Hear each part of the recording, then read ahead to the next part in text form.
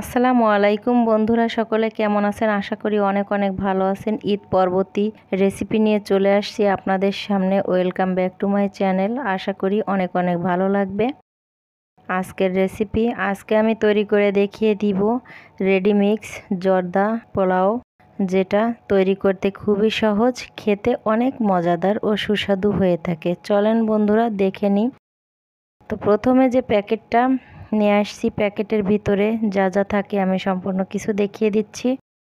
তো দেখেন, ready mix জর্দার ভেতরে সব কিছুই রেডি থাকে, তো এটা শুধু রান্না করতে হয় সেটাই। তো এখানে আছে চিনি, কিশমিশ এবং কিছু বাদাম দিয়ে একটা প্যাকেট, আর একটা প্যাকেটে চাউল থাকে। এখানে মোট দুটো প্যাকেট থাকে। তো এখন আমি প্যানে অলরেডি পানি গরম করতে দিয়েছি। পানি যখন ফুটে যাচ্ছে তখন আমি চাউলগুলো দিয়ে দিচ্ছি। তো চাউলগুলো আমি মিনিমাম 6 থেকে 7 মিনিট রান্না করব। এই ভাতটা 70 ভাগ রান্না করে নিতে হবে।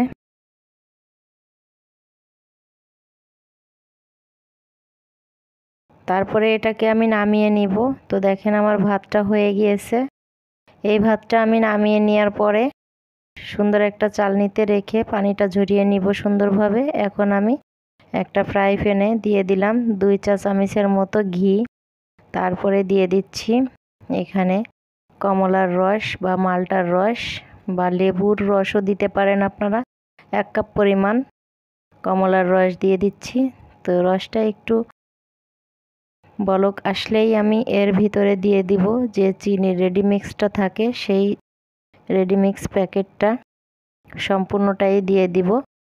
আমার এখানে যে চাউলটা আছে যতটুক লাগে অতটুকুই পরিমাণ মতো এখানে আছে, সেটাই দিয়ে আমি সুন্দরভাবে চিনিটা গলা পর্যন্ত নেড়েচেড়ে মিশিয়ে নিব এবং চিনিটা গলে যাবে ততক্ষণ পর্যন্ত রান্না করে নিব। তো এখন আমার ঝরঝরে যে জর্দা ভাতটা নামিয়ে রেখেছিলাম, সুন্দরভাবে দেখেন কতটা ঝরঝরা হয়েছে, সেগুলি দিয়ে দিচ্ছি।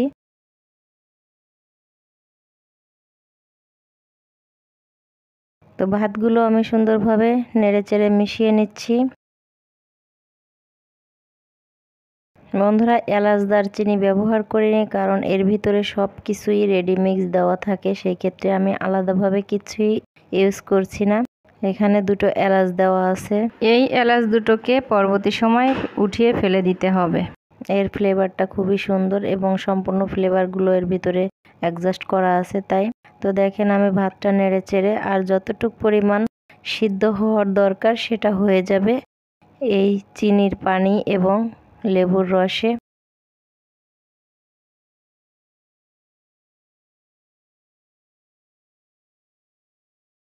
এটা যাতে তলানিতে ধরে না যায়, নাড়তে থাকতে হবে। তো ভাতটা যখন সিদ্ধ হয়ে যাবে সেটা আমি দেখিয়ে দিচ্ছি কতটা সিদ্ধ হবে।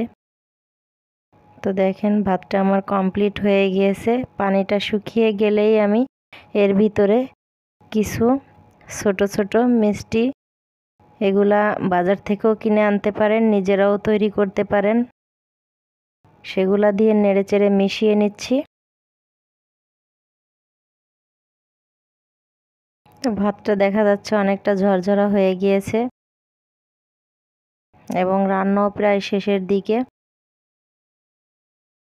এখন আমি এর ভিতরে দিয়ে দিব 1/3 কাপ পরিমাণ গুঁড়ো দুধ।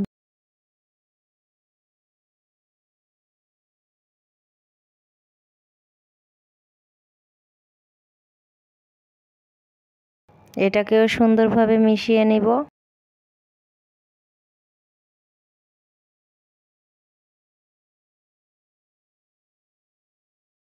তো রান্নাটা প্রায় কমপ্লিট হয়ে গেল।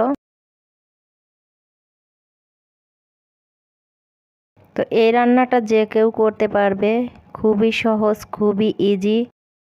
মেহমান অতিথি আসলেই খুব দ্রুত রান্নাটা করে নিতে পারবেন ঝামেলা ছাড়াই। তো দেখেন রান্না কমপ্লিট হয়ে গিয়েছে। এই মুহূর্তে দিয়ে দিচ্ছি কাঠবাদাম এবং পেস্তা বাদাম কুচি 1 চা চামচ পরিমাণ। এটাকে নেড়েচেড়ে মিশিয়ে নিচ্ছি। তারপরে আমি সার্ভ করে দেখিয়ে দিচ্ছি।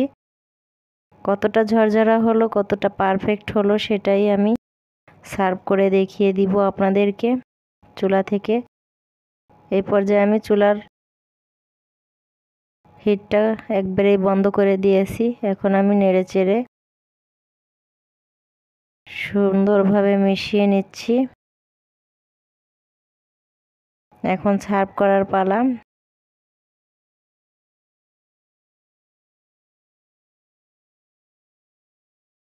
সার্ভ করা হয়ে গেলে এর উপরে কিছুটা দিয়ে আপনি যা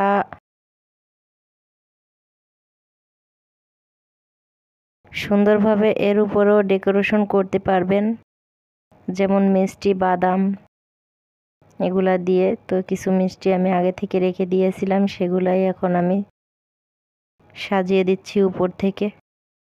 এখন দিয়ে দিচ্ছি পেস্তা বাদাম এবং কাঠবাদাম কুচি দিয়ে সাজিয়ে নিলাম। তো বন্ধুরা, আমার রেসিপিটা কেমন হলো? আশা করি আপনাদের কাছে অনেক অনেক ভালো লেগেছে। ভালো লাগলে লাইক, কমেন্ট, শেয়ার করতে ভুলবেন না। আর এরকম রেসিপি পেতে অবশ্যই কমেন্টসে জানাবেন। সবাই ভালো থাকবেন, সুস্থ থাকবেন। দেখা হবে পরবর্তী ভিডিওতে। আল্লাহ হাফেজ।